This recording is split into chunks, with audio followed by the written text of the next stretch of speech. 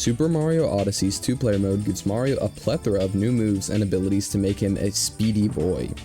There are many advanced speedrun movement tricks that two-player mode has to offer. In this video, I'll try my best to teach all of the tricks needed to master two-player mode and go fast.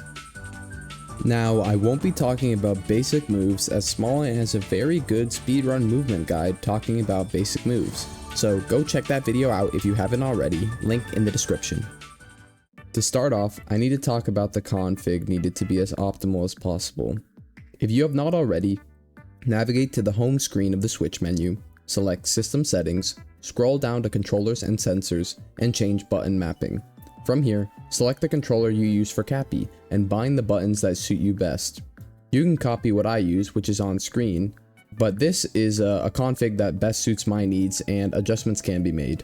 One thing that you should do is bind all of the D-pad buttons to X or Y in order to send out Cappy with your left foot. Another thing that is needed is the ability to send out Cappy with your right foot as well, because you will need to send out Cappy and move him at the same time. You also need to be able to ground pound with Cappy, so make sure to put it in a comfortable spot. As you can see, I put my ground pound on the right joystick because that's what's most comfortable for me. A big takeaway is that you should be able to press the buttons you want to press and not accidentally press other buttons.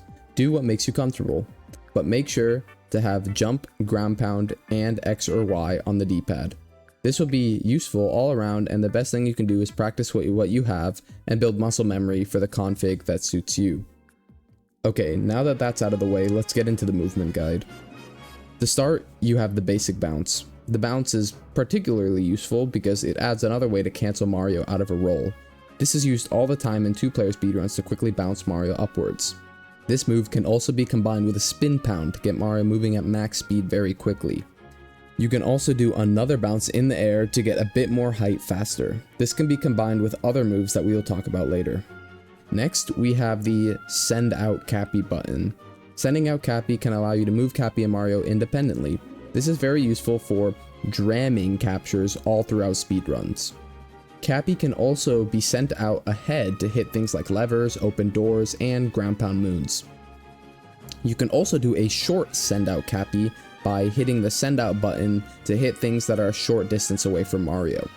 Keep in mind that you can even do this while rolling because there's no animation to it. This is useful for hitting levers and opening doors close to Mario without losing any speed. You can also hold the joystick forward while sending out Cappy to make him speed up faster and travel farther.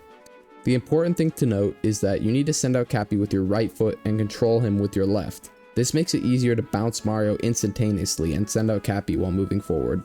Next, there are more advanced options. To start, there is the dive bounce. This is a bounce followed by a dive and another bounce quickly to get max height with Mario. This is useful for when you don't need to get that much height, but just enough to where two bounces doesn't cut it. Adding on to the dive bounce is the CDB. A CDB, or Compact Dive Bounce, is where you send Cappy out and do an air stall with Mario to get more height. CDBs can be used in situations where dive bouncing is just not enough. You can do a CDB from a bounce, which is the fastest, a spin pound, which gives a bit more height and is a bit slower, and finally the triple jump, which gives the most height but is slowest. To perform a CDB, wait until Mario is at the peak of whatever jump you chose, and send out Cappy with the second controller. As soon as Cappy leaves Mario, hit X or Y on the Mario controller to do an air stall and hit the button to return Cappy. It is almost like hitting the Cappy button 2 times quickly and fitting in the air stall with Mario in between. It is important to time your jumps. There are many times when you do CDB but you don't get the full height and just waste your time. Make sure Mario is at the peak of every jump before performing the action. Once Cappy returns to Mario, bounce him up and stall one more time and dive. Explaining can only do so much, so I would recommend practicing until you get the muscle memory of the movement and getting maximum height CDBing, and then go to the frog room and practice skipping the frog with a bounce CDB. Next is what I like to call the double rainbow spin. While you aren't necessarily doing 2 rainbow spins, it gives you a lot more distance on a jump. It is almost like a CDB where you send out Cappy and air stall with Mario, but when Cappy comes back, you do a second rainbow spin. This is another move you need to practice, so mess around with the timing because you can do the second rainbow spin early or late depending on what you do. So once again, mess around with the timing until you're comfortable with it. Another quick thing that I will touch on is called a 2-player dive vault. When you cancel a roll with a bounce in 2-player mode, you may have noticed that sometimes you can't bounce a second time, even when you're on the ground. This is because when Mario rolls, he's in the air for a split second. During this split second, if you bounce, the game will think that you are using your air cap bounce and give Mario less height while also eating your second cap bounce.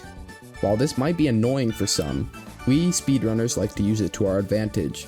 The smaller cap bounce that Mario gets is useful for quickly getting up ledges or quickly bouncing.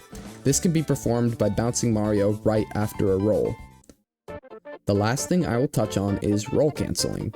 If you ever mess around with roll canceling in 2-player mode, you may have noticed that it is much harder.